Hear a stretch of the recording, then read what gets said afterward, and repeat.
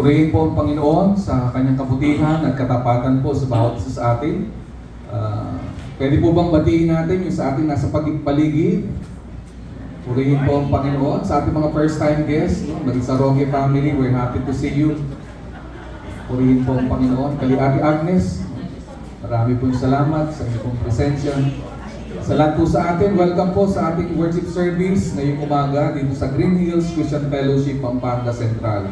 Kagalakan po namin na makita kayong lahat, nawa tayo po ay maging handa sa ating pong pagsamba at pagpupuri sa ating Panginoon. Yamang tayo po ay sumasamba sa isang banal na Diyos. We're worshiping a holy God. And yes, we are saved by His grace. But we must remember, the Lord hates pride, sin, and everything that is against His will. So let us prepare our hearts. Let us ask the Lord to cleanse us from our unrighteousness. Bibigyan ko po kayo ng ilang minuto upang isuko sa Panginoon ang anumang bagay na nagbibigay sa atin ng bigatin. If there's any sin that God is reminding us to confess, remember His promise. If we confess our sins, He is faithful and just to forgive our sins and to cleanse us from all our unrighteousness. So let us approach the Lord with reverence. Let us approach Him with humility. Let us approach Him with godly fear, knowing that He deserves all our worship and that He deserves our praise.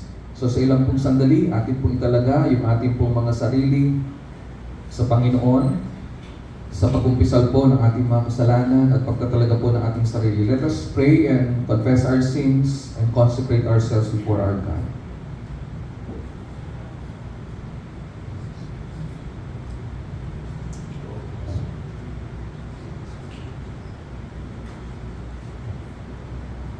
Almighty God, our Heavenly Father, thank you so much for your goodness, for your love, and for your grace. Thank you so much for this wonderful morning that you have given us. Thank you so much for seeing the sunrise this morning. Thank you so much for allowing us to wake up, to have the strength to come here and to worship with our brothers and sisters. And as we express our gratitude towards your goodness and grace and mercy, we're humbling ourselves before you. Forgive us from all our sins and cleanse us from all our unrighteousness. We recognize that indeed you are a holy God, and we consecrate ourselves before you, set apart for your honor and for your glory. May your Holy Spirit empower us to worship you in spirit and in truth. May your Holy Spirit empower us to listen to your word, to hear and obey, and to glorify you, to truly know you and make you known for your honor and for your glory. This is our prayer in Christ's name. Now the people of God say, Amen and Amen. Shall we all stand up as we read together our invocation in Psalm 96 verses 2 to 4. Basahin po natin ng malakas ang ating pong invocation. Sing to the Lord, bless His name. Tell of His salvation from day to day. Declare His glory among the nations, His marvelous works among all the peoples.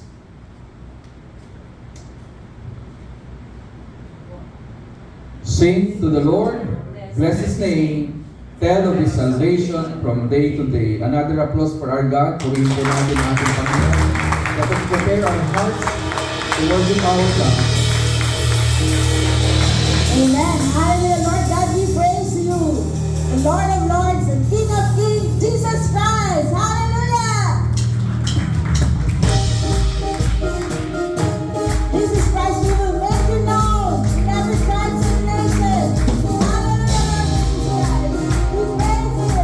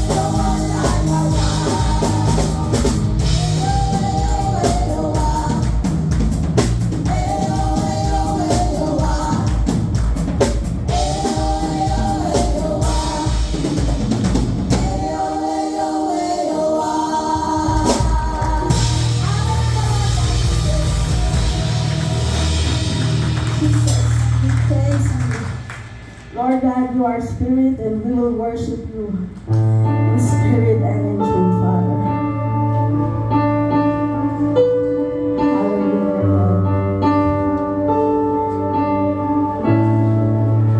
Hallelujah. Holy Spirit, bread of God, witness to all that Christ has done.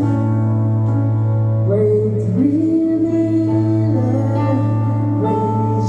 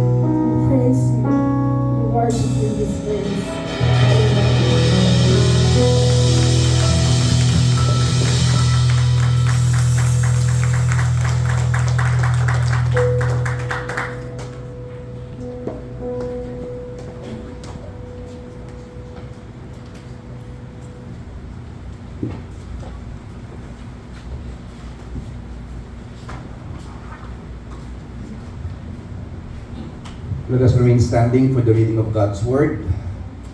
Please open your Bibles with me to Romans 12, 1 to 8. I'm going to read from the English Standard Version of the Bible, Romans 12, 1 to 8. Please open your Bibles with me. Let's read together. I appeal to you, therefore, brothers, by the mercies of God, to present your bodies as a living sacrifice, holy and acceptable to God, which is your spiritual worship. Do not be conformed to this world, but be transformed by the renewal of your mind, that by testing you may discern what is the will of God, what is good and acceptable and perfect. For by the grace given to me, I say to everyone among you, not to think of himself more highly than he ought to think, but to think with sober judgment, each according to the measure of faith that God has assigned. For as in one body we have many members, and the members do not all have the same function, so we, though many, are one body in Christ, and individually members of one another, having gifts that differ according to the grace given to us. Let us use them. If prophecy, in proportion to our faith; if service, in our serving; the one who teaches, in his teaching; the one who exhorts, in his exhortation; the one who contributes, in generosity; the one who leads, with zeal; the one who does acts of mercy, with cheerfulness. May the Lord add blessing to the reading of His Word. You may now take your seats.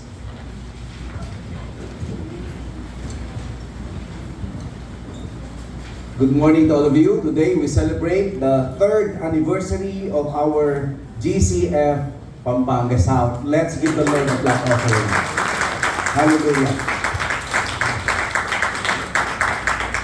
Our message for today is entitled Transform to Transform, from Romans 12, 1 to 8. This is a sermon from your senior pastor, Pastor Joey Melad, which I will deliver for all of you. I tweaked it a bit, but almost all of the slides came from him. Transform to Transform, Romans 12, 1 to 8. Ano bang itsura ng isang Kristiyanong binago at binabago ng Diyos? Magandang pag-usapan yun, hindi ba? A transformed Christian is one who is surrendered to God. Someone who is separated from the world. A transformed Christian is sober in self-assessment. And finally, he is also serving in love. Yan yung karakteristik ng Kristiyanong tunay na binabago ng Diyos araw-araw. Ang unang hakbang, mga kapatid, to becoming a transformed Christian is total surrender to God. We will never be able to experience the transforming power of God apart from surrender. So kinakailangan po ng pagsuko at pagpapasakop sa Diyos para tayo lubusang mabago ng ating Panginoon. Paalala lang po, yung transformation ay hindi natin trabaho. Trabaho po yun ng Diyos. Ang Diyos ang lumilikha ng pagbabago sa ating mga buhay habang tayo'y patuloy na nag-aalay ng ating sarili sa Kanya.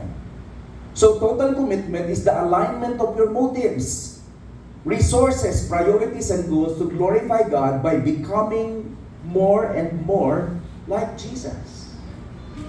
Ang goal po ay maging kawangis ng bugtong na anak ng Diyos. And the command is to present your bodies. Yun ang utos, present your bodies. In total commitment, we are commanded to present our bodies at a specific point in time and live out that commitment daily. Kaya oris infinitive tense yung ginamit ni Apostle Paul. Ibig sabihin, isang beses nangyari, one moment in time, pero patuloy na ginaganap Nagpapatuloy na, ibig sabihin ng aorist infinitive tense. So, yung pagsuko, pag-aalay ng sarili, isang bagay na nagpapatuloy dapat sa buhay ng isang Kristiyanong binabago ng Diyos. At pagpatuloy tayo nag-aalay ng ating sarili sa Panginoon, makikita natin yung pagkilos niya ng pagbabago sa ating mga buhay. Anong motivation natin?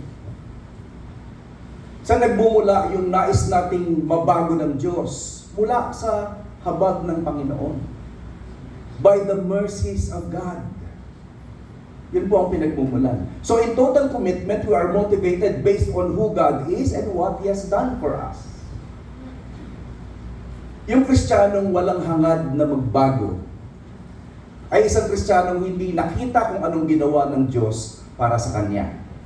Huwag po kayong magagalit, pero sa tingin ko, yung Kristiyano, quote and quote, na hindi nagbabago at hindi binabago, malaking posibilidad na hindi naman talaga tunay na Kristiyano. Nakikiupo lang sa church. Tignan nyo nga yung katabi.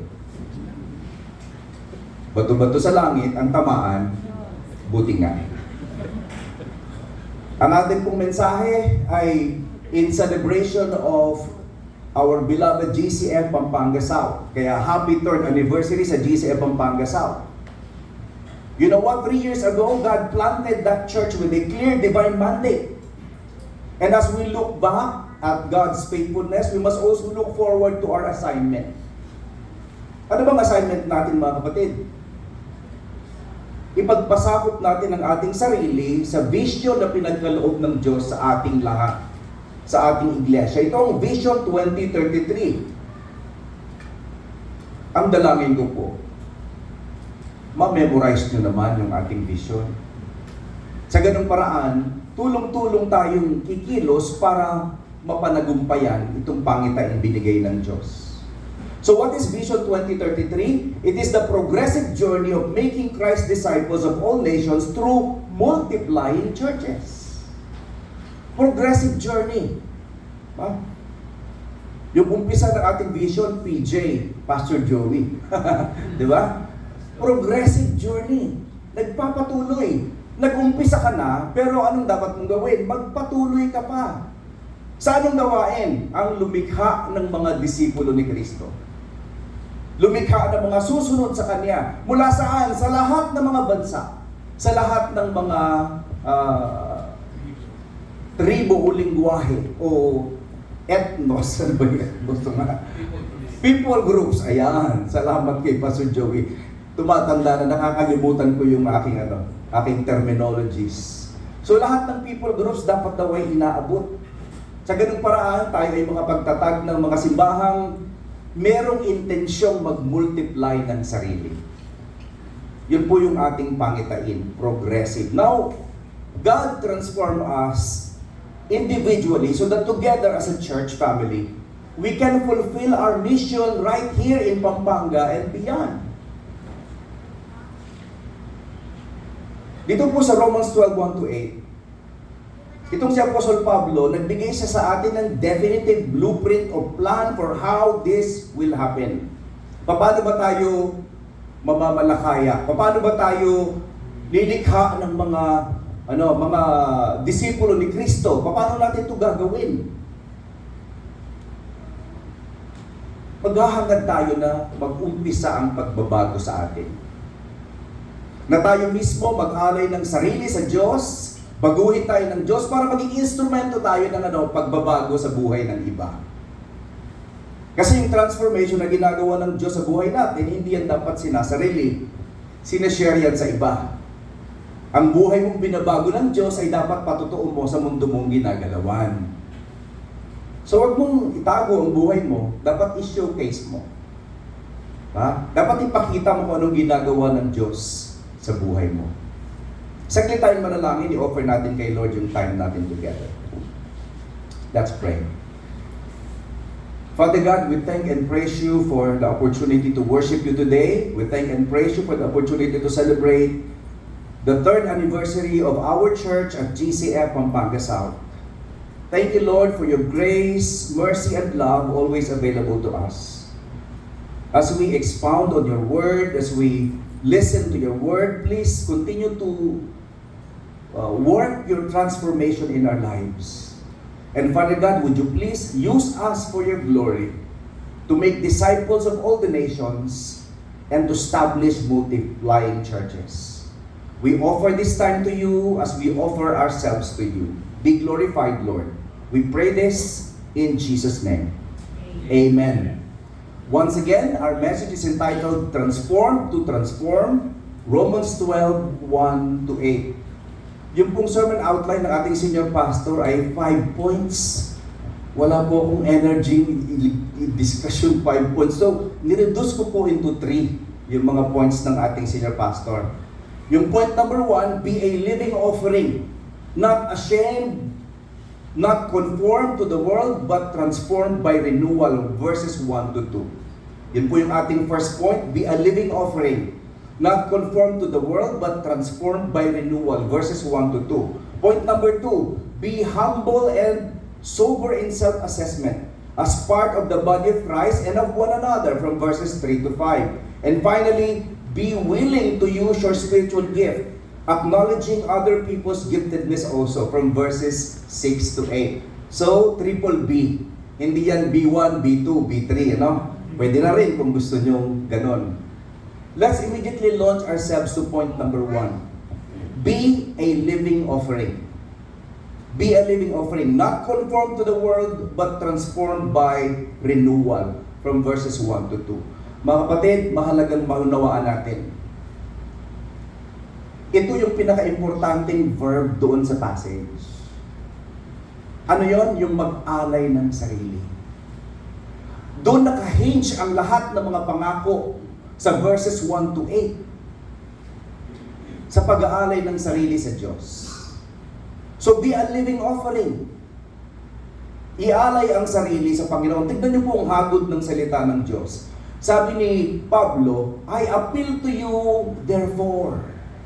Bakit na binanggit yung I appeal to you therefore? Kasi lahat ng sasabihin niya mula dito sa verse 1 hanggang verse 8, konektado sa mga nauna niyang tinalakay. Hindi lamang doon sa chapter 11, last part ng paragraph na yon, kundi buong chapters 1-11. At yung kanyang attitude, appealing. Paul was actually exhorting the Romans concerning these truths. Kung mapapansin niyo, yung aklat ng Roma, yung liham ni Pablo sa mga taga-Roma, hati sa dalawang aspeto. Yung chapters 1-11, most of the time, patungkol yan sa mga bagay na ginawa ng Diyos. Doktrina. Patungkol sa mga pagliligtas, paghuhugas, paglilinis, at katapatan ng Diyos. Yun yung chapters 1-11. Pero pagdating sa chapter 12, nag-iba ng kambyada itong si Pablo. Sa chapters 12-16, dito yung response ng mga mananampalataya sa kung anong ginawa ng Diyos. So kung mapapansin ninyo, apila ang ginawa nitong si Pablo.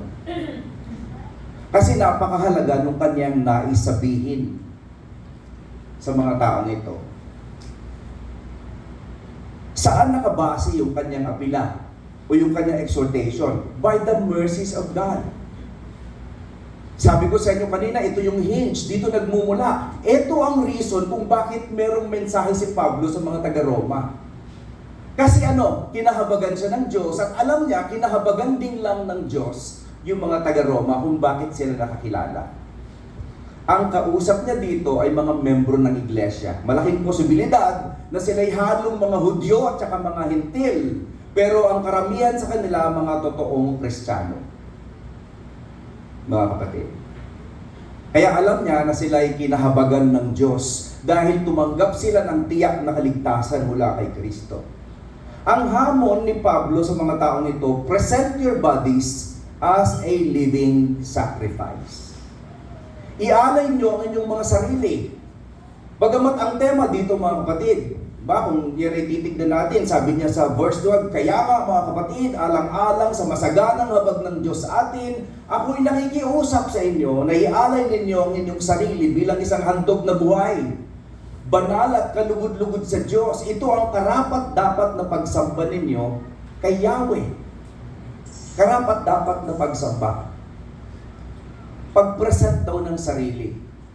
Bagamat yung terminology ginamit ni Paul dito at saka sa ESV ay yung your bodies, nag-a-argue yung bang mga scholars dyan body lang daw ang ipipresent. Ibig sabihin yung spirit mo, hindi. Diba? Kasi ang tao ay kinukompose ng dalawang bagay, yung nakikita at hindi nakikita. Diba? Ang sinasabi ba dito, yung nakikitang aspeto lang, yung physical body lang ba? Mga kapatid, ang kabuuan ng iyong pagkatao, ang pina-offer ni Pablo. Bagamat sinabi niyang body, sa totoo lang, all that you are is encased in your physical body right now. Diba? So ikaw ay naandyan, nananahan sa physical na katawan. At yan daw ang ialay mo. Bagamat yan ay shell, yan ay lalagyan. Pag sinabing offer your bodies as a living sacrifice, ang kabuuan mo ang ialay mo sa Kanya. Ang buong buhay mo. Ang lahat ng nakaraan mo. Lahat ng kasalukuyan mo. Lahat ng mga pangarap mo at ambisyon. Ialay mo sa iyong Panginoon. Tiyakin mo na ang controlling factor sa buhay mo ay hindi yung sarili mong ambisyon o ang iyong nakaraan, kundi ang habag ng Diyos sa buhay mo. Ibig lang sabihin nito, mga kapatid, makinig kayong maigi. Dapat marunong tayong tumanaw ng utang na loob sa Diyos na nagligtas sa atin. Paano ka tatanaw ng utang na loob sa Kanya? Ialay mo ang sarili mo sa Kanya. Bakit? Tinubos ka niya. Hindi na ikaw ang may-ari ng sarili mong buhay. Hindi na ikaw. Pero sa Kanyang soberenya, sa Kanyang kapangyarihan, pinili niya na bigyan ka ng ng pagkakataong ialay mo ang iyong sarili sa Kanya. Kahit na nga by virtue of right, you belong to Him already. Ikaw ay pag-aari na niya. So you need to present your bodies as a living sacrifice. Anong klaseng sakripisyo daw yan? Holy. Ibig sabihin, nakatalaga sa Kanya. Hindi nangangahulugan na walang kasalanan, mga kapatid. Ibig lang sabihin, nakatalaga sa Diyos, nakatalaga kay Kristo. Sino ba ang Kristiyanong banal sa mata ng Diyos? Yung Kristiyanong ang buhay ay nakatalaga sa Kanya. Nagkukulang ka pa rin, nagkakasala ka pa rin, pero sa Kanya ka . At dahil sa iyong Panginoon, ang husga sa iyo ng Ama ay banal. Ang righteousness mo o ang kabanalan mo ay imputed sa iyo. Hindi yan dahil sa iyong personal na pagsisikap, yan ay binigay sa iyo ng Diyos sa pamamagitan ng redemption ni Kristo. So be holy. Ano daw yung offering ng body na yan? Dapat acceptable to God. Hindi pa pwede sa ating pagsamba sa Diyos o pag-aalay ng sarili sa Diyos ay yung pamamaraan natin at sistema natin ang masusunod. If you are to worship the Lord, you need to worship Him according to His desires. Sambahin mo siya sa paraan na ninais niya at pinrescribe niya sa kanyang salita.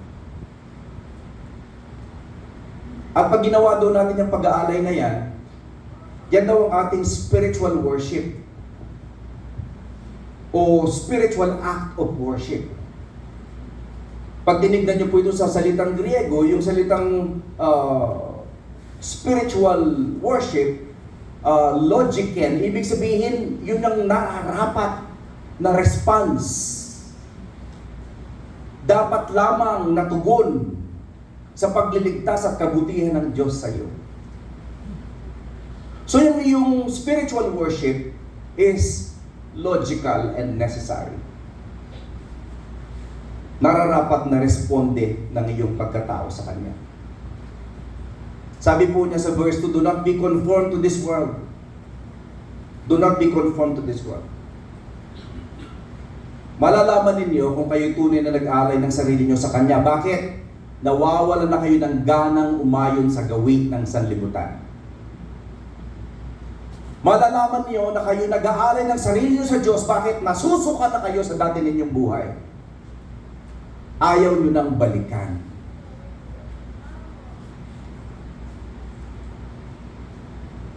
Nakakainis talaga yung mga Kristiyanong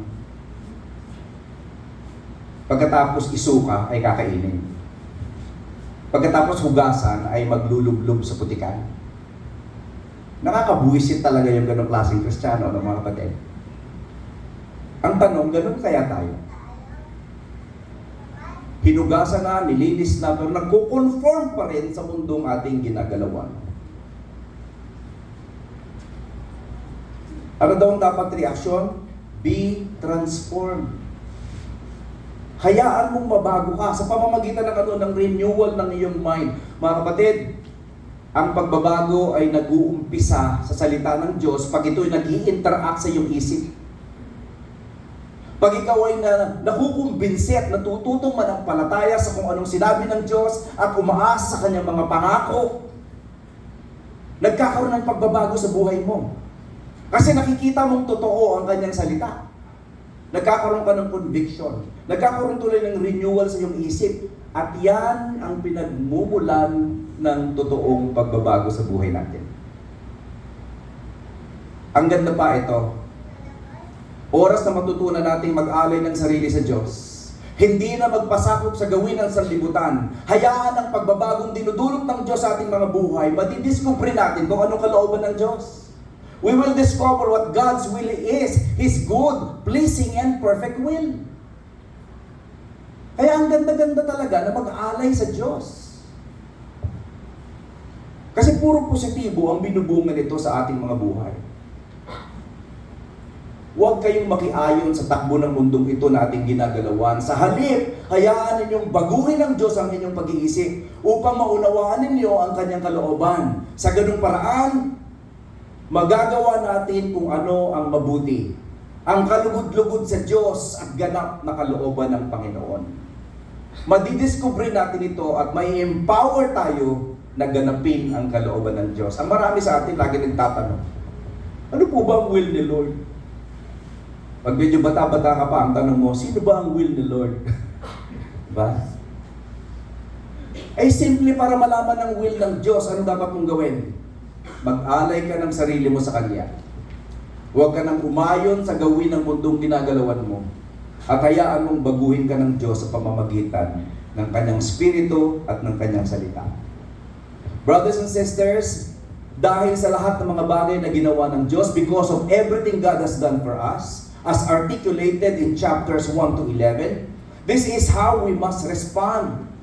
Our worship is a loving response to God's mercy. According to Pastor Joey. Ang tunay na pagsamba ay pag-respond sa Diyos. Kinikilala mo kasing naging mabuti siya sa iyo at kinahabagan ka niya. Kaya nga ang tinding pagka-ingrato, yung ayaw mong mag-worship sa Kanya. Kasi yun ang nararapat na response, kapatid. Tumusta po kayo? Hirap na hirap ba kayong mag-worship ngayong araw na to?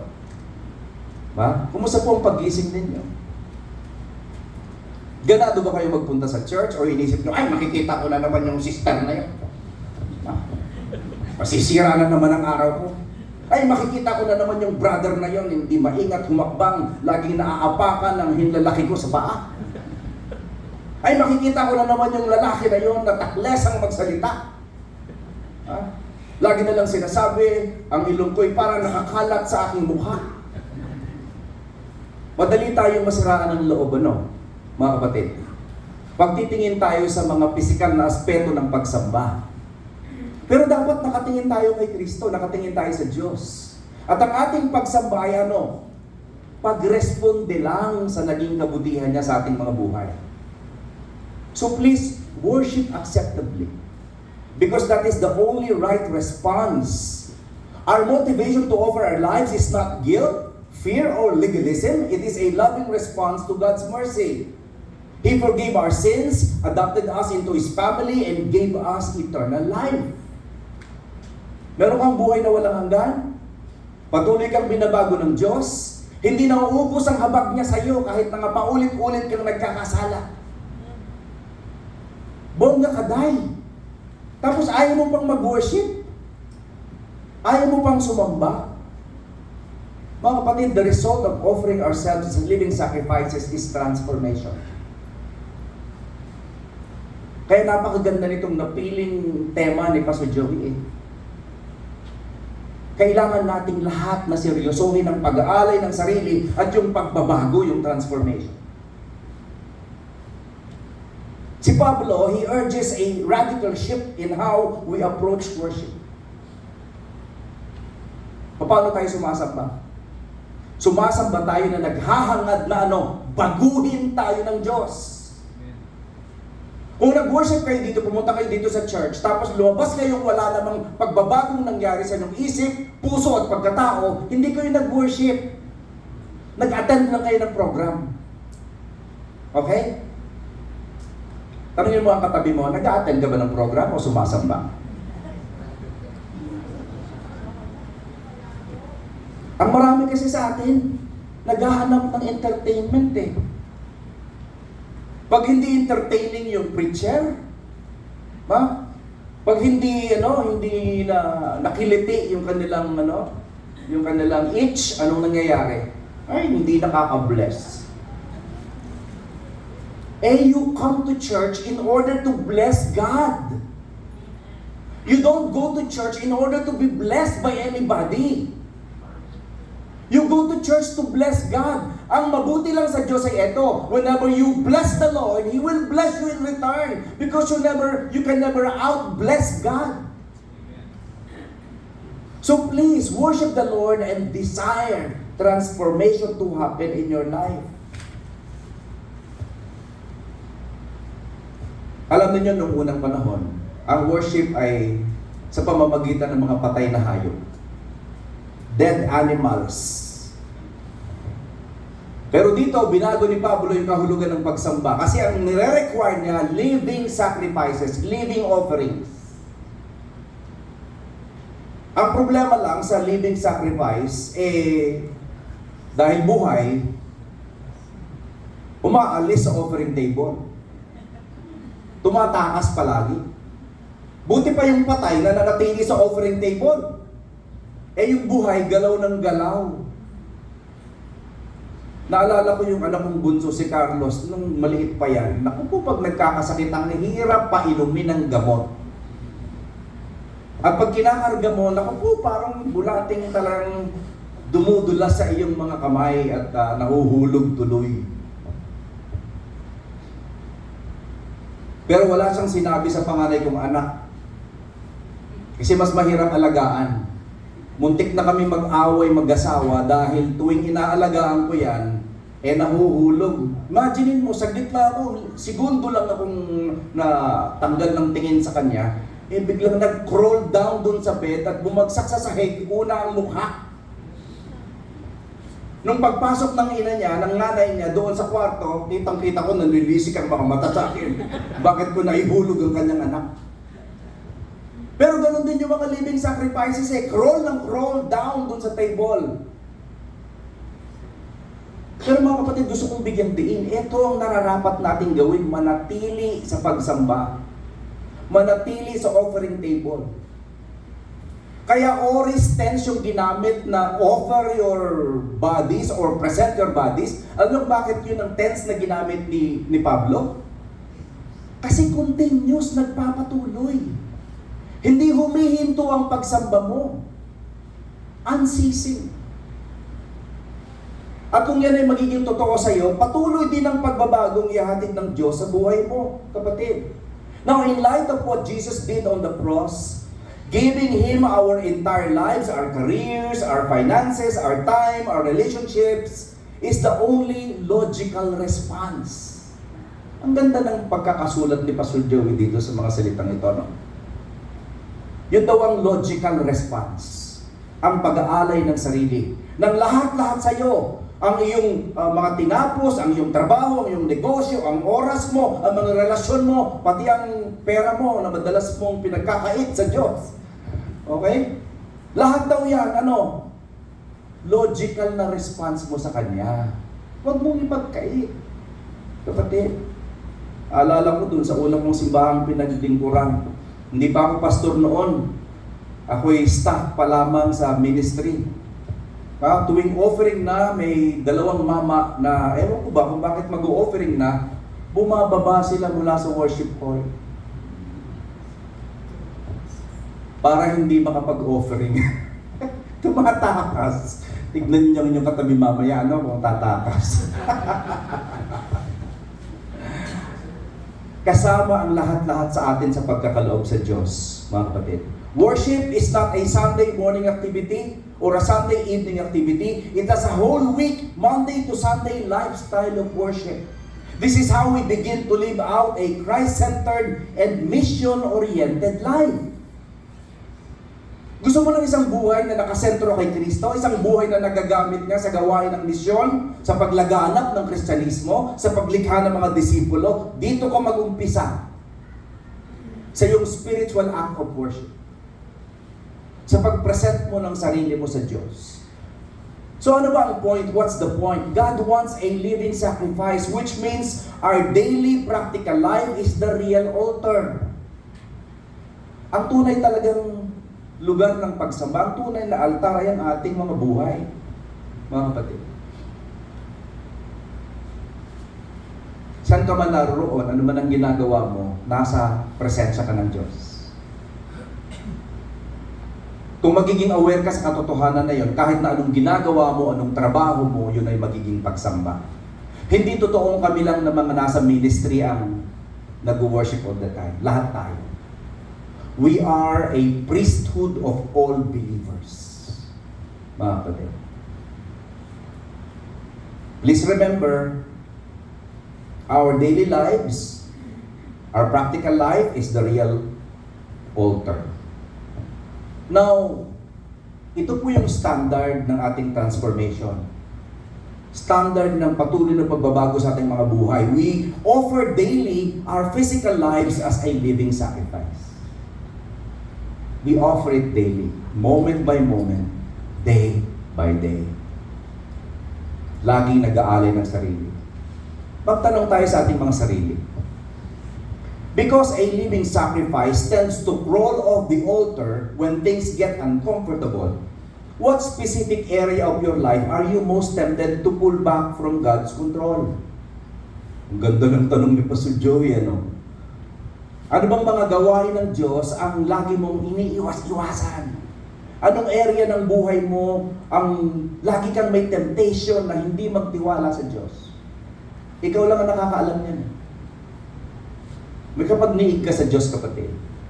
At humingi ka ng kapangyarihan sa Kanyang mo overcome. Kasi yun ang disenyo ng Diyos sa iyo to offer yourself to Him as a living sacrifice. So, ano pang point na dapat nating maging kamalayan dito? Anong dapat nating maunawaan ng malalim? Transformation doesn't start with our effort. It flows from God's mercy and grace.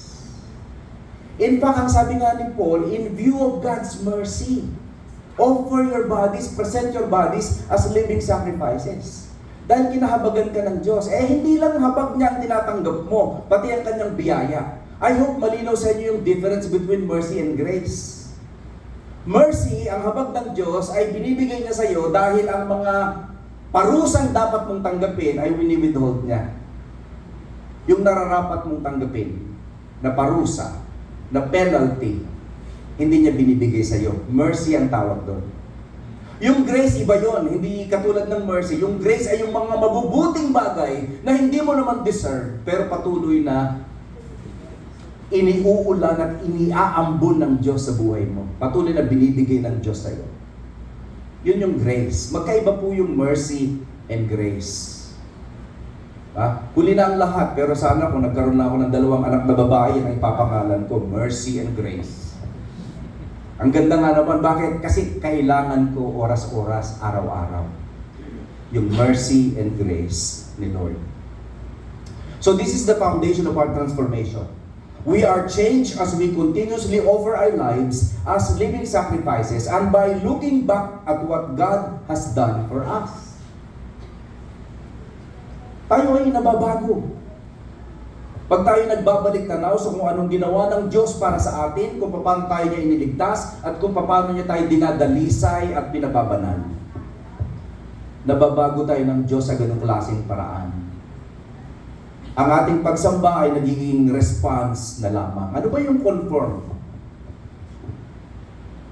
Sa Greek Bible, yung conform ay sus schematiseste. Parang sus mariosep lang ang tunog. Okay? Yung Y ay pinopronounce as U sa Greek. Kaya sus schematiseste. Kamate. Ayan, kumbaga. It means to be poured into a mold.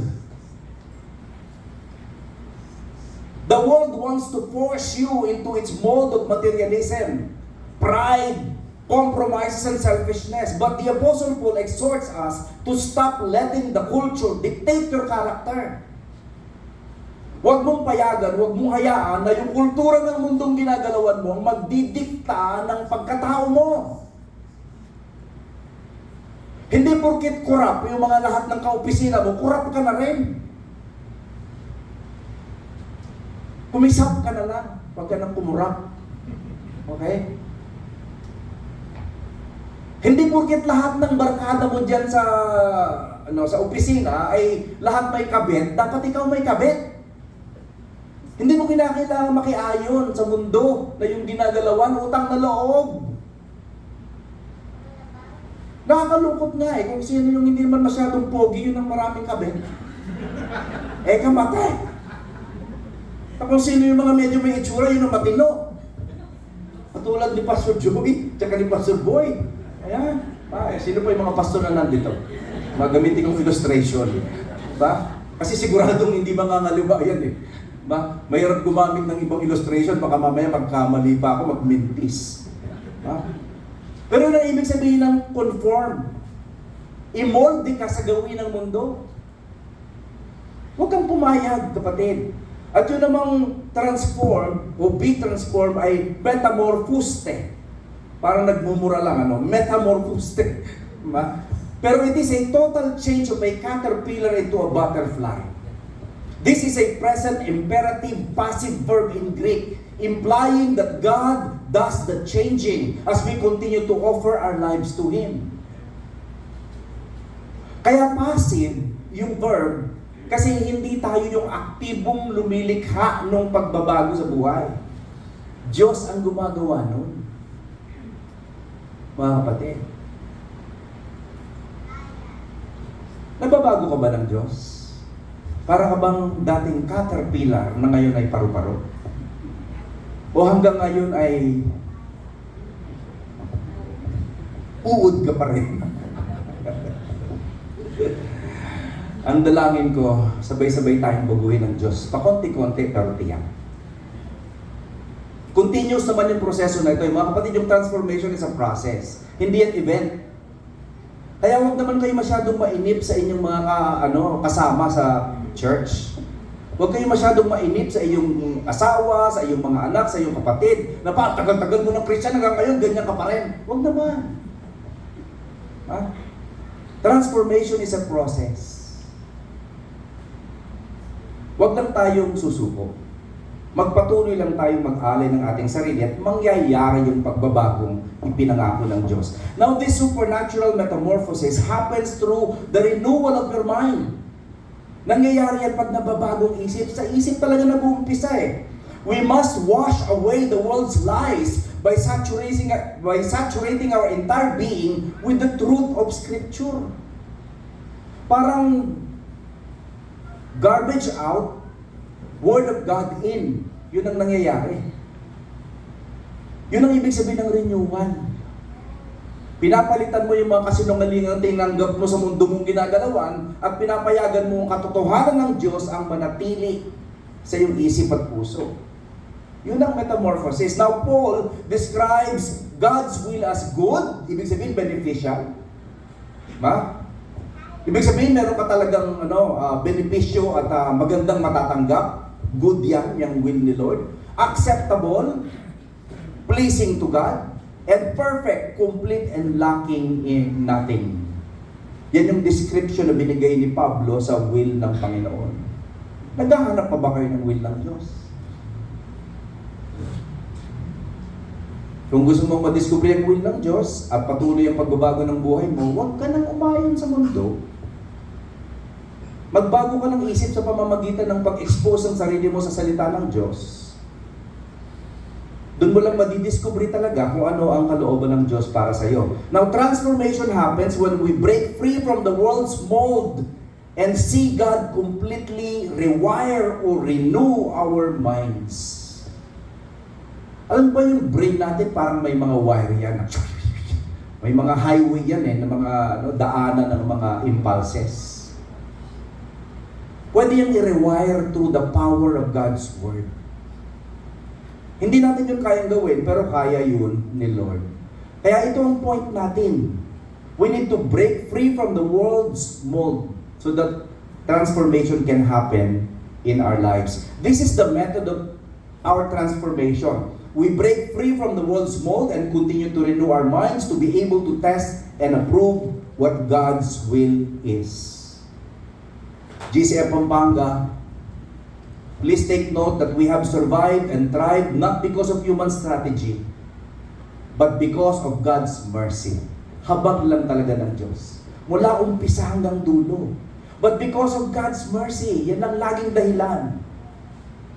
Wish ko lang kaya kong sabihin na ang tagumpay ng ating simbahan ay galing sa ating mga mahuhusay na mga leader. Pero hindi. Galing lang lahat sa habag ng Diyos. Therefore, our gratitude for past mercy must fuel our passion for adoration, personal transformation, and future mission. Tatlong bagay ang dapat ibunga: pagsamba, adoration; transformation, pagbabago; future mission, yung magdisipulo ng mga tao. Yun ang dapat ibunga sa ating mga buhay, mga kapatid. Nag-umpisa ang Diyos ng gawain ito sa GCF, siya din naman ang magpapatuloy. So anong ating dapat itanong sa ating mga sarili? Tanongin natin ating mga sarili, am I doing this because I feel like I have to earn some brownie points? Or because I want to, because His love liberates me? Bakit mo gustong mag-alay ng sarili sa Diyos at pagpatuloy ang pagbabago sa buhay mo? Ha? Para magkaroon ka ng puntos o dahil tumatanaw ka ng utang na loob sa dakilang pag-ibig ng Diyos? Dapat yung ikalawa ang dahilan natin, mga kapatid. Pinapalaya tayo ng Diyos para maging kagamit-gamit sa Kanya. So ikalawa, second point. Nag-flash na kanina, 20 minutes na lang daw. So, tig 10 minutes na lang itong natitira. Be humble and sober in self-assessment as part of the body of Christ and of one another, verses 3 to 5. Be humble and sober in self-assessment as part of the body of Christ and of one another. Nakakabuisit talaga yung taong, yung taong laging hangang-hanga sa sarili. Nakakita na ba kayo ng gano'n? Wala nang ibang ginawa kundi kurutin ang pisngi. Ang pogi talaga. Pag tumitingin sa salamin, laging sinasabi, may asim ka pa. Utang na loob, senior ka na, may asim ka pa. Maasim ka, yun ang ibig sabihin. Diba? Mga kapatid, kinakailangan matutunan natin maging mapagkumbaba. Hindi totoong magagaling tayong lalaki, magagaling tayong babae. Kaya tayo nandito ngayon, kinahabagan lang tayo ng Diyos. Sa totoo lang, wala naman sa ating deserving eh. We're all sinners. So we need to humble ourselves. Tama dapat ang pagsukat sa sarili. Sober judgment. Alam nyo kung ano magsabihin ng sober? Yung walang halong pagkasenglot. Yung sober kasi yung hindi ka lasing. Ha? Kasi pag lasing ka, na miscalculate mo ang sarili mo, pati nga yung hakbang mo, nagkakamali, kaya minsan natutumba ka pa eh. Naalala ko nung hindi pa ako Christian. Ba? Pag nasa inuman ng araw at medyo matindi ng tama, pag naglalakad ako, lagi akong gumagapang sa dingding para hindi matumba. Kasi sigurado ko, pag hindi ako sa dingding kumapit, sa sahig akong gagapang, kaya doon na lang sa dingding. Yun ang strategy. Okay? O di kaya hahanap ako ng makakapitan. Mga kapatid, dapat tama ang paghusga sa sarili. Ma-realize mo na ikaw ay parte ng katawan. At meron pang ibang mga tao na kasama mo dito sa journey na ito.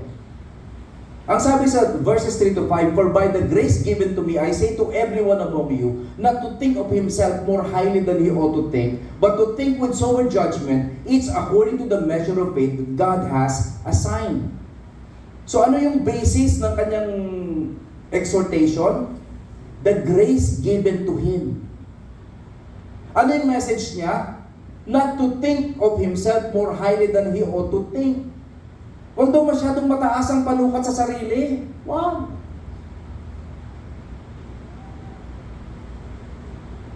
Mga kapatid, makinig kayong maigi. Pride goes before destruction. Oras na napapansin mo ang sarili mo nagmamalaki, nagmamaragul sa kapampangan, umasa ka kasunod na dyan ang iyong matinding lagapak. Ang mga pinopromote ng Diyos ay yung marunong magpakumbaba sa kanyang harapan. Yung nakikita yung katotohanan na sila'y walang kwenta, di lamang sa habag ng Diyos. So think with sober judgment. Huwag mong maliin ang iyong pagtimbang sa iyong sarili. Saan daw nakabase? According to the measure of faith that God has assigned. Pati nga yung faith kay Lord galing. Mga kapatid. So paano mo susukatin ang sarili mo? Sa pamamagitan ng pananampalatayang pinagkaloob ng Diyos sa iyo. Hindi mo susukatin ang sarili mo sa dami ng diploma na nakadikit sa iyong dingding. Hindi mo susukatin ang sarili mo sa pamamagitan ng dami ng digits sa iyong bank account. Hindi mo susukatin ang sarili mo depende sa pula ng iyong pisngi. Kung sobrang higpit ang iyong mga balat, no? Anong malay ko kung nagpaano ka lang, botox ka lang. Diba? Mag-ingat kayo sa pagbobotox na mahirap ngumiti. Na, yung tipong tawang-tawa ng lahat, nakakatawa. Kasi banat na banat ang balat mo. Diba? Dapat tama ang ating paghuhusga sa sarili, mga kapatid. Ha? Sabi nga ni Pablo, sapagkat sinasabi ko sa pamamagitan ng biyaya na binigay sa akin na ang bawat isa sa inyo ay huwag nang mag-isip sa kanyang sarili ng higit kaysa nararapat. Huwag daw masyadong mataas ang tingin sa sarili. Mga kapatid, humility in self-assessment is needed. You need to recognize the importance of humility in evaluating yourself. Dapat mapagkumbaba. Kung gusto mong mapuri, hintayin mo mapuri ka ng iba. Huwag naman ikaw ang nagpupuri sa sarili mo. Ang pogi ko talaga. Alam niyo pag ganun ang nangyayari, kahit na nga totoo pa, nakakabuisit parinig eh. Diba? Kahit na ang ganda-ganda mo na, pag sa bibig mo mismo galing, ang pangit pa rin ang dating. Alam naman namin lahat na matalino ka, gumraduate ka sa Lasal, sa Ateneo, sa UP, at gumraduate ka halimbawa ng may flying colors. Diba? Magna ka nung college, magna 9 years. Diba? Ang pangit talaga pag yung papuri sa labi mo mismo nang gagaling. Iwasan na natin mga kapatid. Hindi talaga cute yung mga ganon. Diba? So, understanding grace and faith is essential. You need to acknowledge that both grace and faith are gifts from God. They are not earned but given, and they empower us to serve in the body of Christ. They empower us to continuously be transformed. Nagpatuloy si Pablo, sabi niya sa verses 4 and 5, "For as in one body we have many members, and the members do not all have the same function, so we, though many, are one body in Christ, and individually members of one another." Tayo daw ay isang katawan. Meaning, you belong to me. Meaning, I belong to you. Yun ang ibig sabihin ng pagiging iglesia. Yun ang ibig sabihin ng pagiging katawan ni Kristo. I belong to you, and you belong to me. We are one in Christ. Oo, alam mo, mahalaga yung kapatid mo na anak ng nanay at tatay mo. Pero alam mo, ito lang yung relationship na hindi talaga mapuputol forever and ever. Amen. May mga kapatid ka, kung hindi sila born again, hindi mo sila makakasama sa langit. Pero itong mga ito, tignan nyo yung katabi. Na parang ayaw mong tignan kasi baka kautangan. Yan ang makakasama mo forever and ever. So please be gracious. Be gracious. Be willing to allow the transforming power of God to happen in their lives. We are one body. And please allow yourself to be used by God to transform others as well. Ang sabi niya sa verse 5, so we, though many are one body in Christ and individually members of one another. Many members, but one body. At ang sabi pa niya, we do not all have the same function. Hindi tayo pare-pareho ng giftedness, hindi din tayo pare-pareho ng calling kay Lord. Hindi pwedeng lahat tayo senior pastor. Mga kapatid, dapat bigyan natin ng espasyo kung sinong tinawag ng Diyos. Hindi pwedeng lahat tayo teacher. Pag may nagtuturo, huwag ka nang umiksena, utang na loob. Yung iba kasi mema May masabi lang. Alam nyo yun? Ang ganda-ganda na nga ng tinuturo ng pastor, magtataas pa ng kamay at magsasabi lang ng bagay na off-tangent, walang ka-connect-connect. Ang tawag doon mema. Mema sabi lang. Tignan mo yung katabi. Mema ka ba? Sige. We are members of one another. We belong to each other. Ang goal ng life ko, mabago ni Kristo, at habang binabago ni Kristo, maging instrumento din niya ng pagbabago sa buhay mo. Yung katapatan ng Diyos sa akin, ipakikita ko sa iyo sa ganung paraan, manampalataya kang tapat ang Diyos. Yung pagbabagong ginagawa ng Diyos sa buhay ko, papakita ko sa iyo sa ganung paraan, mabago ka rin. Yun ang ibig sabihin ng katawan. At hindi tayo pare-pareho ng role dito. Utang na loob, kung hindi ka naman talaga binayayaan ng Diyos ng tinig para umawit, huwag ka nang mag-volunteer sa music team. Kasi tuwing kumakanta ka, papakagat ang labi ng lahat. Nag-iipin kung kailan pipiyak. Diba? Hayaan nyo na kung sino yung tinawag ng Diyos at gifted na gawin yun. Pero mga kapatid, utang na loob. Kung ikaw naman ay tinawag, huwag ka namang mag-inarte pa. Yung tipong alam mo na ang tinawag ka nga kay Pastor Joey na maglingkod. O hindi ko naman nadinig si Lord. Pwede siyang gamitin ni Lord na tinig para bigyan ka ng direksyon sa ministry mo. Anong ina-expect mo? Magbaba ang Diyos ng megaphone? At sabihin sa iyo, hoy, mag-serve kayo sa church. At yung 1.5 million na nasa bangko mo na matagal na inaamag na, ibigay mo na sa church. Inihintay nyo yung ganon? Walang mangyayaring ganon. Pero madidinig natin yan sa isa't isa. Halimbawa, makakausap mo si Elder Bong, malalaman mo sa kanya na, ang dami pa palang bayarin.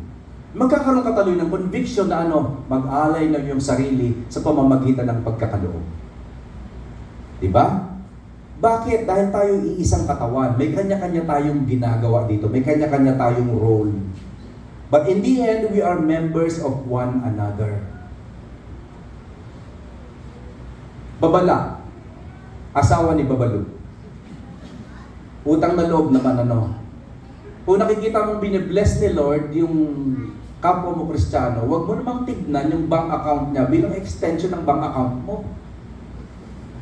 Nang wala ka ng ibang alam gawin, kundi kung nakikita mo siyang binibless, dapat i-bless ka rin. Hoy, kumita ka pala. Magpamakdo ka naman.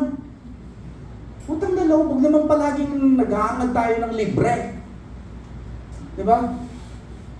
Naisin natin na i-bless tayo ni Lord, baguhin tayo ng ating perspective na maglingkod ng tama, magsikap, magbanat ng buto, kumita, at ng ganung paraan maging maayos ang buhay natin at makapagkaloob tayo sa church at maging blessing sa iba. Huwag yung masyado ka laging pabigat. Kapatid, kung nabibigatan ka sa buhay, pwede kang sumandal sa akin, okay lang. Pero kung 3 months ka na nakasandal, hindi na yan, hindi na yan, hindi na yan mercy and grace. Abuse na ang tawag dyan. Abuse na.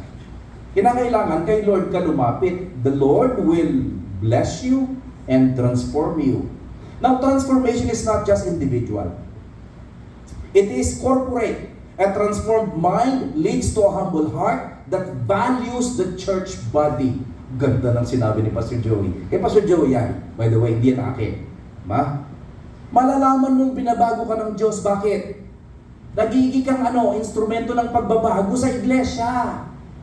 Habang binabago ng Diyos ang isip mo, nagpapakumbaba ka, natututo kang maging lowly, maging humble, and then you value the church.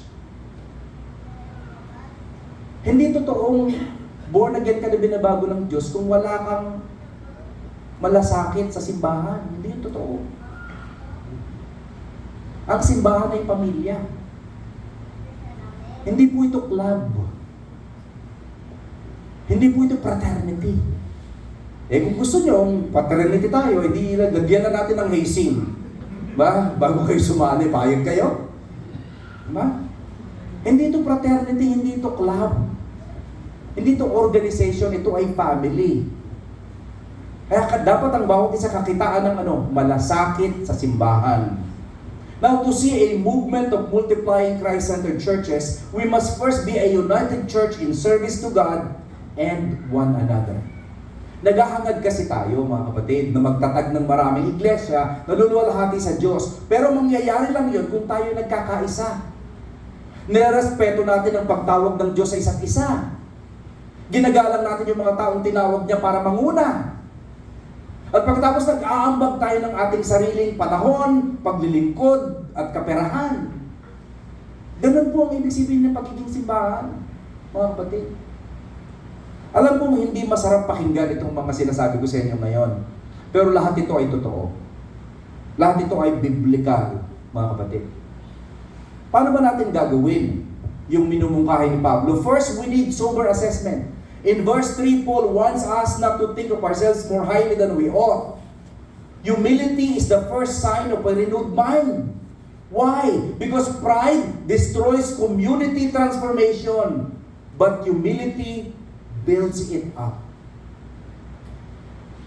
Kaya nga ang lumalagong simbahan ay yung simbahang binubuo ng mga membrong mapagkumbaba sa isa't isa. Kasi yun lang ang mga instrumentong nagagamit ng Diyos. Yung mga taong sober in self-assessment. Yun yung mga taong binabago at yun yung mga taong nagiging instrumento ng Panginoon. Second, we are one body and many members. Kinakailangan maintindihan natin ito. Mahalaga ka bilang isang individual. Pero sa mata ng Diyos, tayo ay pinagbuklod-buklod para maging isa.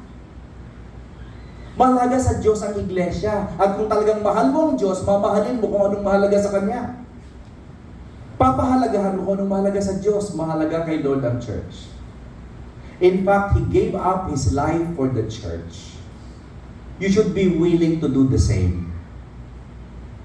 To give up your all for the church. Ang tanong, ganyan ba ang damdamin natin? Na handa kang i-give up ang personal mong ambisyon alang-alang sa pagpapatuloy ng gawain ng Diyos.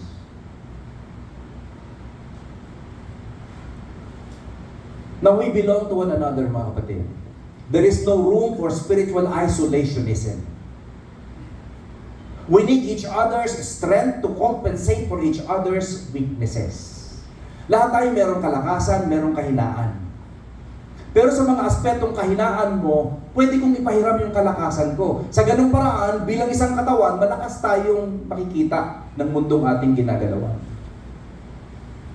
Huwag mo nang pilitin maging malakas kung saan malakas yung kapwa. Piliin mo maging malakas kung saan mahina siya. Sa ganung paraan, nakaka-compensate ka. Nakakatulong ka. Dito sa church natin, mga kapatid, ang dami-daming mga teachers. Pero kailangan pa natin ng mas marami pang mga teachers.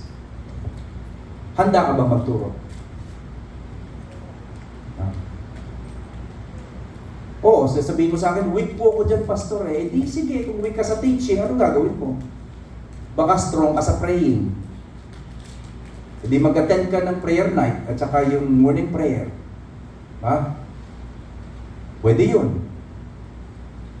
Kung strong ka naman sa preaching, edi ialay mo yung sarili mo sa area na yan. Magpatuloy ka sa ministry. Mga kapatid, ano bang point natin dito? Transformation is personal, but it is never private. We are structurally linked to one another. Ang pagbabagong ginagawa ng Diyos sa buhay ko, dapat may epekto sa buhay mo. At ano yan? Pasunod, sunod. Ang bawat isa sa atin. Kaya nga nagkikwentuhan tayo ng mga ginagawa ng Diyos sa buhay, nagbibigay tayo ng patotoo. Kasi mahalaga yun, mga kapatid. Now, this is the community of our transformation. We move from selfish living to selfless belonging in the church. From selfish living to selfless belonging in the church. Alam nyo, kung nakita nyo lang sana ako bago ako maging born again, baka hindi nyo ako makikilala. Kasi sobrang makasarili. Hindi kayang i-give up ang mga bagay-bagay na mahalaga sa akin. Buti na lang binago ko ng Diyos. Kasi kung nagkataon, hindi magiging masaya ang misis ko. Dahil laging ako masusunod. Diba? Ganun ang mangyayari. Sa buhay, dapat give and take tayo eh. Maski sa church. Hindi pa pwedeng ikaw lang lagi ang masusunod. Pagbigyan mo naman yung iba, lalo naman kung ang gusto niya, hindi naman kasalanan. Ano mga kapatid? Ha? Yung iba kasi, pati na lang yung kulay ng damit, didikta pa eh. Oh, lahat tayo naka-green. Bakit green hills tayo eh? Utang na loob naman. Diktador. Pagbigyan mo na yung iba, di ba? Kasi we belong to one another and we allow the transforming work of the Lord to happen in our lives. Sa ating pagtatanong sa sarili, sa ating soul-searching question, how has your understanding of one body in Christ and individually members of one another practically changed the way you handle conflict or invest in our church family recently? In conflict, are you still pulling away and keeping score? Or are you staying at the table to work things out? Anong attitude mo ngayon? Pag may nakaka-offend ba sa'yo, gusto mo lumipat na ng church? Sabi ng iba, gusto ko nang umalis sa church na to, ang daming ipokrito. Kapatid, pag umalis ka sa church na to, patutunayan mong ikaw ang pinakadakilang ipokrito. Yun ang realidad. You need to stay at the table. You need to stay at the table. You should never give up the body of Christ. Ano ka ba? Hindi nga nag-give up si Lord sa'yo, ikaw gi-give up sa Kanya. Walang ganunan. We need to stay at the table to work things out. Now in investing, are you just showing up as a consumer when it's convenient? Or are you sharing the load like a real family member? Ba't kayo dumadalo sa church? Para lang mag-attend? Consumerism? Or are you here to contribute, to share the load because you are part of the family? Kinakailangan tanungin natin ang sarili natin sa mga ganyang bagay. Ang ating third and final point, nakahinga na yung nasa likod. Ay, salamat, magwawakas na siya. May 1 oras na eh. Be willing to use your spiritual gift. Acknowledging others' giftedness also, verses 6 to 8. Mga kapatid, tingnan niyo ang sabi ni Pablo, having gifts that differ according to the grace given to us, let us use them. If prophecy, in proportion to our faith. If service, in our serving. The one who teaches, in his teaching. So, sabi niya yan, having gifts that differ. Magkakaiba daw tayo ng spiritual gifts. Hindi tayo pare-pareho. Mabuti na lang, ginawa ni Lord tayo may variety. Okay? May variety. Ang hirap naman kung lahat tayo ay pare-pareho. Kahit na nga pogi ka pa, kung kamukha kita, hindi maganda ang buhay. Diba? Mas maganda pa rin yung kahit na hindi ako kasing pogi mo, at least unique ako. At yun ang ginawa ng Diyos sa atin. Individually, He created us to be unique. Walang pare-parehong thumbprint, walang pare-parehong iris. Magkakaiba tayo. Unique ang pagkakalikha ng Diyos. Maski sa spiritual gifts natin, hindi pare-pareho. Anong dapat mong gawin? I-contribute mo yung spiritual gift mo, ipagpagamit mo yan. Una, alamin mo yung spiritual gift mo. Kung di mo pa alam, kumonsulta ka kay Sister Nisa para sa yung spiritual gift inventory. O di kaya kay Ate Olive. Ayan. O di kaya sa kahit na sino mga deaconesses natin dito. Bibigyan ka ng spiritual gift inventory para malaman mo kung anong spiritual gift mo. At kung na-identify mo ng spiritual gift mo, yun ang ipaglingkod mo. Kasi ang GCF Pampanga is spiritual gift-based ministry. Hindi natin hinahangad na maglingkod kayo sa lahat ng lugar. Maglingkod lang kayo sa lugar kung saan kayo tinawag ng Diyos. Pastor, wala po talaga akong gift kundi kagandahan lang. Ay, bongga ka dahil. Napakasarap ng gift mo. Wish ko lang, sana oil. Diba? Pero kung yan lang talagang gift mo, ano dapat mong gawin? Hindi, maglalago-lago ka dyan sa gate. Ba? Magmaganda ka dyan sa pintuan at bumati ka sa lahat ng mga tao. Kasi ang sarap kayang tignan yung magaganda dun sa harapan. Ha? Ano man ang meron ka, ipagkaloob mo yun. Huwag mong ipagkait. Ha? Let us use them, yun ang sabi ni Paul.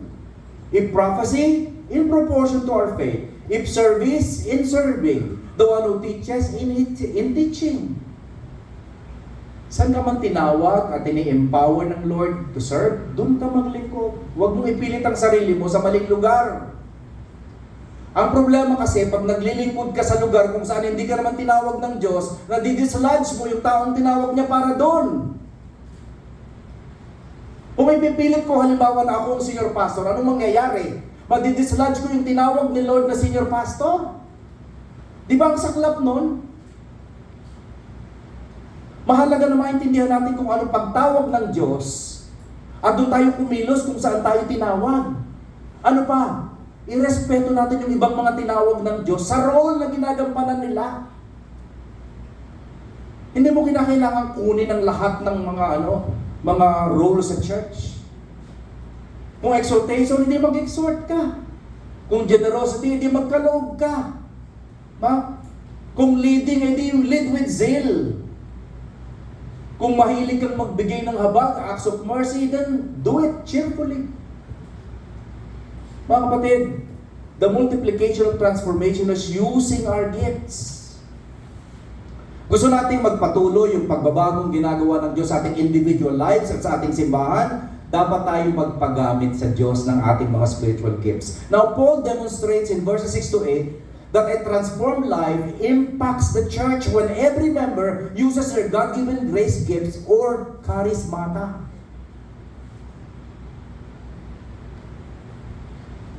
Ano man ang gift mo, ipagpagamit mo. Okay? Sino dito ang gift ay kapugian? Taas ang kamay. Ay, walang gusto umamin. Talagang humble. Talagang ganadong magpakumbaba. Ayan. Now, Paul lists 7 diverse gifts to show that every role is critical for church health. Lahat ng kaloob ng Diyos mahalaga sa simbahan. Kaya hindi mo dapat ipagkait at hindi mo dapat agawan ng role yung iba.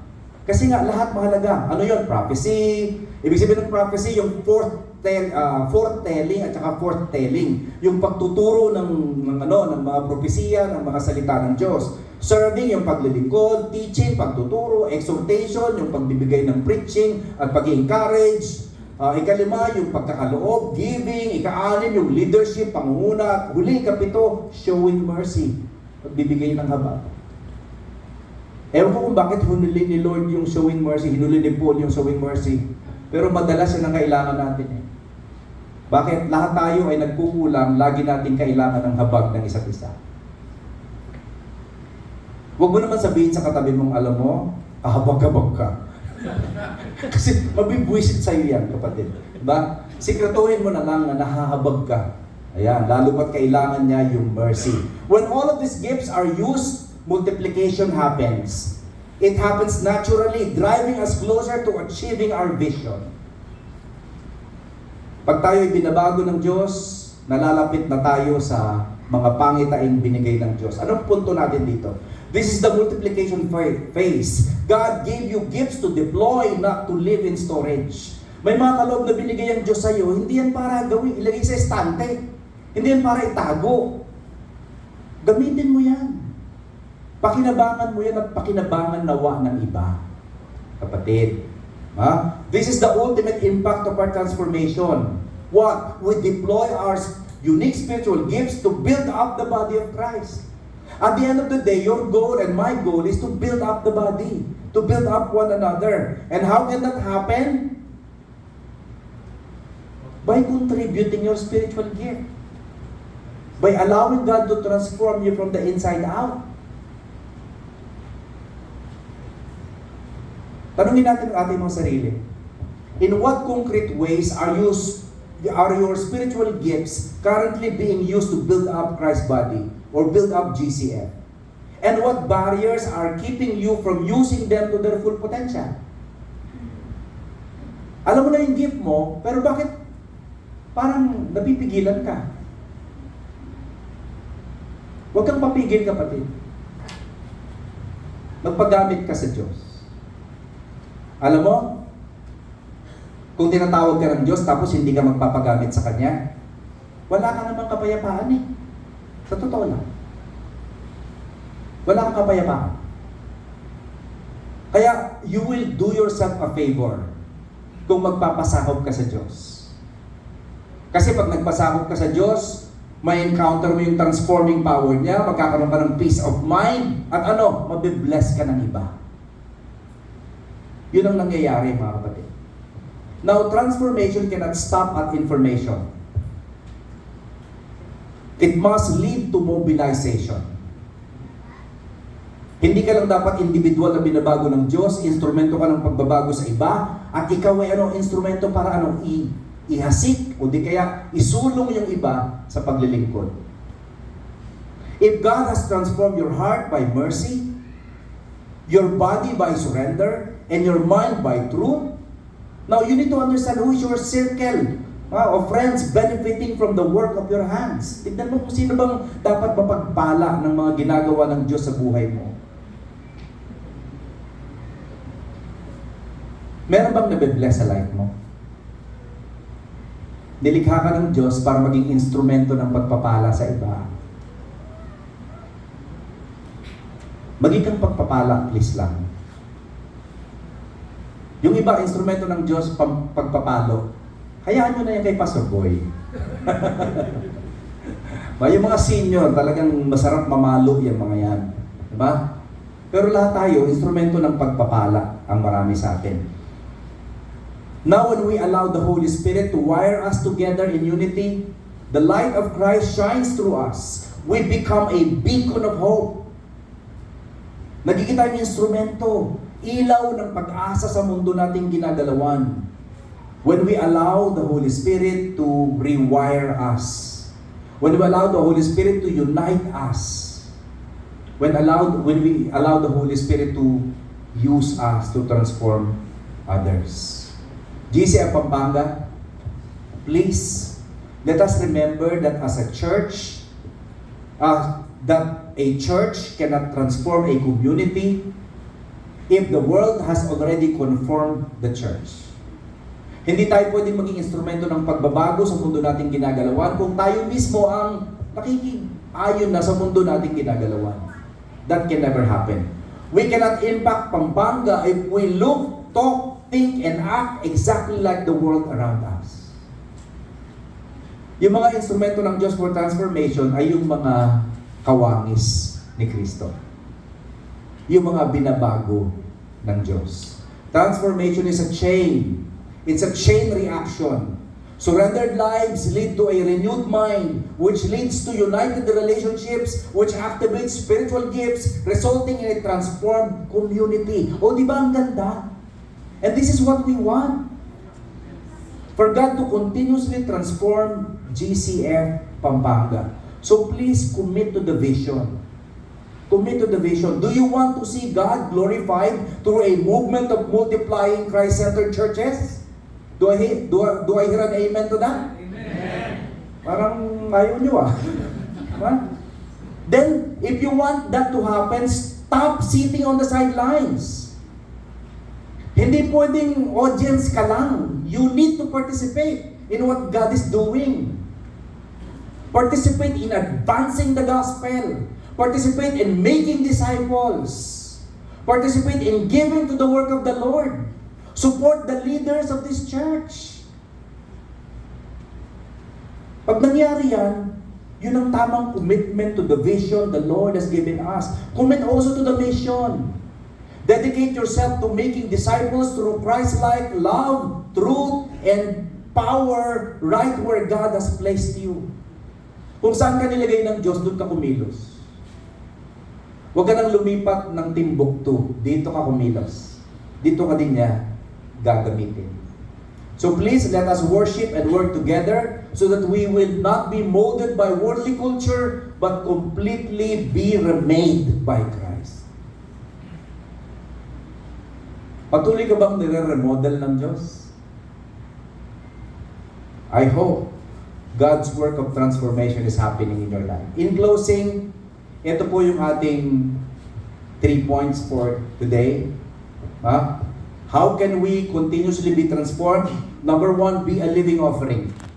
Not conformed to the world, but transformed by renewal. Verses 1 to 2. Point number 2, be humble and sober in self-assessment as part of the body of Christ and of one another. Verses 3 to 5. And point number 3, be willing to use your spiritual gift, acknowledging other people's giftedness also.